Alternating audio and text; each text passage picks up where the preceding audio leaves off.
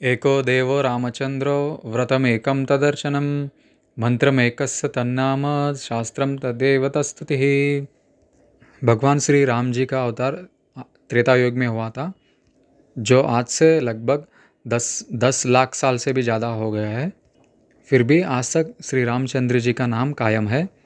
रामायण यानी कि राम आयन, आसान भाषा में कहा जाए तो राम जी का जो टाइम पीरियड था, जो राम जी ने रूल किया था, उस टाइम पीरियड को ही राम आयन कहते हैं। रामायण रामायण और राम जी की निंदा करने वाले राम जी के समय में थे, आज भी है, और ऐसे लोग आते रहेंगे और अपना जीवन व्यर्थ करके नरक में जाते रहेंगे।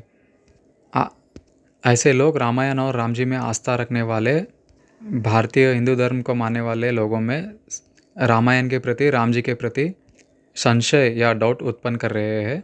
आज मैं श्री वाल्मीकि रामायण के अनुसार राम जी का स्वरूप और गुण कैसे थे, ये सब कुछ आपको पढ़कर सुनाना चाहता हूँ, ताकि आपको भी पता रहे राम जी का असली स्वरूप कैसा था। ये श्री वाल्मीकि रामायण है।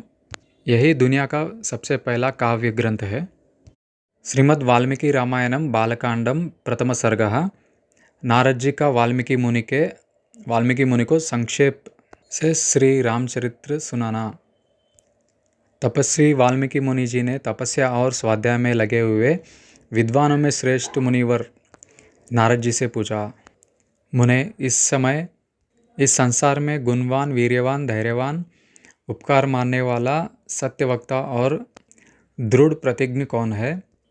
सदाचार से युक्त, समस्त प्राणियों का हितकार, विद्वान, समर्थशाली और एकमात्र प्रियदर्शन यानी कि सुंदर पुरुष कौन है?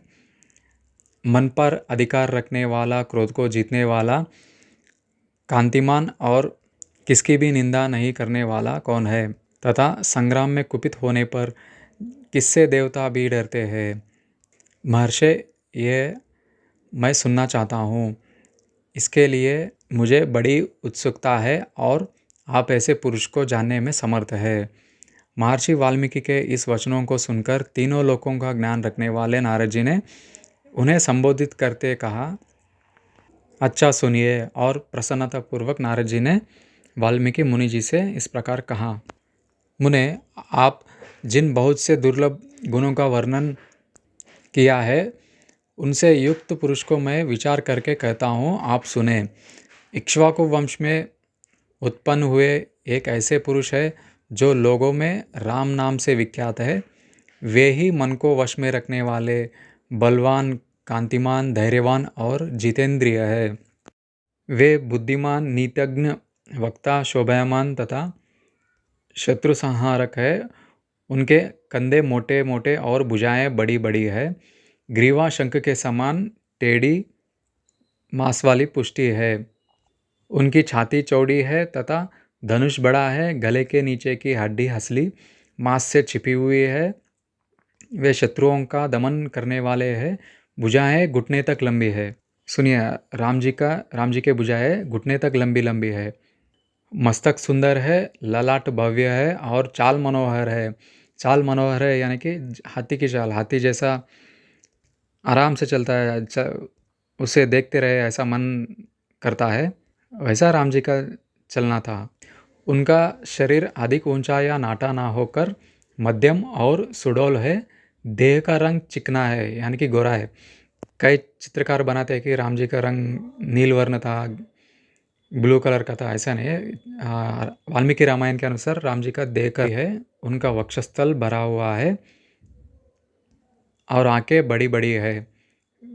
वे शोभायमान यानी कि शुभ लक्षणों से संपन्न है। ये हम सबको याद रखना चाहिए कि राम जी का असली स्वरूप कैसा था। कल कोई भी आके कुछ भी कह कर चला जाएगा, मगर वाल्मीकि रामायण ही सबसे प्रमाण है। देखिए, राम जी की दोनों हाथ घुटनों तक लंबी लंबी थी। जैसे हाथी को दूर से देखा जाए तो उसका सूंड कितना बड़ा लगता है, उसी तरह राम जी के दोनों हाथ भी बड़े बड़े और बहुत स्ट्रांग बलवान दिखाई देते थे।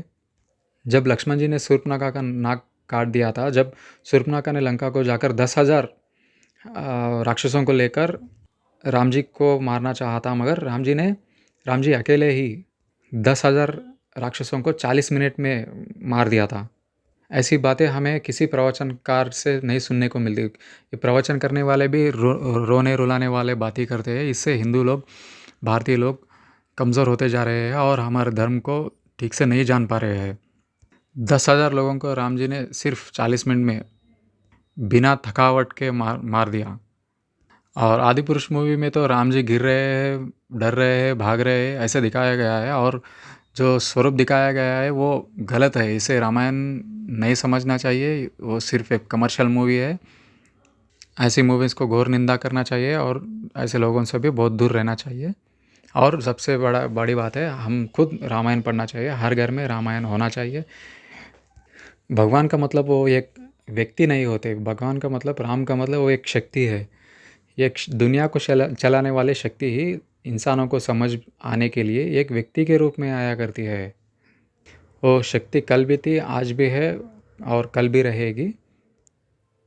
वो परम शक्ति ही कभी राम, कभी कृष्ण, कभी नरसिंह रूप में अवतार लेती रहती है। और कलयुग के अंत में यही दुनिया को चलाने वाले शक्ति कल की अवतार धारण कर राक्षसों का संहार करके पृथ्वी का दुख हरने के लिए अवतरित होगी। राम जी का स्वरूप सुन लिया और राम जी के गुण सुनिए। स्वभाव कैसा था उनका। धर्म के ज्ञाता, सत्य प्रतिज्ञ तथा प्रजा के हित साधने में लगे रहने वाले वे यशस्वी, ज्ञानी, पवित्र, जितेंद्रिय और मन को एकाग्र रखने वाले, प्रजापति के समान पालक, श्री संपन्न, वैरी विध्वंसक और जीवों तथा धर्म के रक्षक, स्वधर्म और स्वजनों के पालक, वेदांगों में तत्ववेत्ता तथा धनुर्वेद में प्रवीण थे। वे अखिल शास्त्रों के तत्वज्ञ, स्मरण शक्ति से युक्त, प्रतिभा संपन्न है, अच्छे विचार और उदार हृदय वाले थे।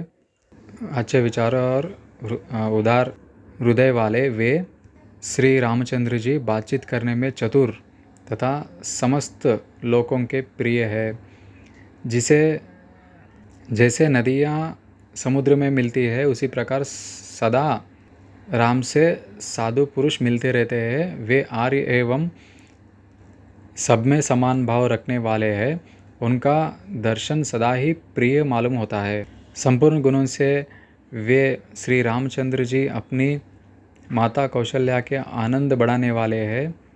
गंभीरता में समुद्र है और धैर्य में हिमालय के समान है। वे विष्णु भगवान के समान बलवान है। उनका दर्शन चंद्रमा के समान मनोहर प्रतीत होता है। वे क्रोध में कालाग्नि के समान है और क्षमा में पृथ्वी के सदृश है। त्याग में कुबर के समान है। जो लंका रावण चलाता था वो एक समय में कुबेर जी की थी। यहाँ रावण तो बड़ी बड़ी बातें करता था मगर वो अंदर से डरपोक था। राम जी के इतने गुणवान होने पर, इतने बलवान होने पर भी सदा शांत रहते थे। या देखिए, ऐसे राम जी को आज के लोग कैसे निंदा करते हैं और फिल्मों वाले तो राम जी को कुछ नहीं समझते। ये सब एक दिन दुर्गति को प्राप्त होंगे। इसलिए सभी को रामायण, असली रामायण सुनना चाहिए और रामायण का जानकारी रखना चाहिए। जो माता पिता अपने बच्चों को रामायण या अपने धर्म का और अपने इतिहास का शिक्षण परीक्षण नहीं देता, उसके बच्चे बिगड़ जाते हैं और माँ बाप को दुख पहुंचाने वाले काम करते हैं। देखिए, जीजा माता ने छत्रपति शिवाजी महाराज को बचपन में ही रामायण महाभारत समझाया था। वो बड़े होकर छत्रपति शिवाजी महाराज 16 साल में ही राजा बन गए थे और हिंदवी स्वराज की स्थापना किया था। और देखिए, छत्रपति शिवाजी महाराज के बेटे छत्रपति संभाजी महाराज तो छत्रपति शिवाजी महाराज से भी ज़्यादा बलवान और ज्ञानी थे। छत्रपति संभाजी महाराज ने 15वें वर्ष में ही बुधभूषण ग्रंथ लिख दिया था। आजकल के लोगों तो सब उम्र बीत जाती है मगर किसी ने रामायण नहीं पढ़ा, कुछ भी नहीं। मगर संभाजी महाराज ने 15वें वर्ष में ही सभी ग्रंथ पढ़कर और नए ग्रंथ लिखे थे, जो कि अपने शास्त्र को ही आधार बना के उन्होंने लिखे थे। जैसे कि महाराणा प्रताप और पृथ्वीराज चौहान जी बड़े बड़े राजा हो चुके थे। वो इतने बलवान क्यों थे? इसलिए थे कि उनको शास्त्र का और शस्त्र का दोनों का भी ज्ञान था। इसलिए हम सबको हमारे पूर्वजों के द्वारा दिखाए हुए मार्ग पे ही चलना चाहिए। इन नास्तिक और हिंदू धर्म को निंदा करने वाले लोगों का प्रभाव हमारे नेक्स्ट जनरेशन पर ना पड़े, इसके लिए हम सबको घर में रामायण रखना चाहिए और हमारे राजा महाराजा और संत महात्माओं के फ़ोटोज़ घर में रखना चाहिए, या बच्चों पर अच्छा प्रभाव पड़ेगा। नेक्स्ट जनरेशन के बच्चे भी उन महात्माओं के इतिहास के द्वारा हमारे धर्म को समझ पाएंगे। एक आखिरी बात कहकर मेरी वाणी को विराम देना चाहता हूँ कि मृत्यु के बाद सब लोग राम नाम सत्य है ऐसा कहते हैं, मगर जब तक जीवित रहते हैं ये जानने की कोशिश नहीं करते कि राम नाम क्यों सत्य है। तो धन्यवाद, लाइक करिए, शेयर करिए, सब्सक्राइब करिए। हर नमः पार्वती पते, हर हर महादेव।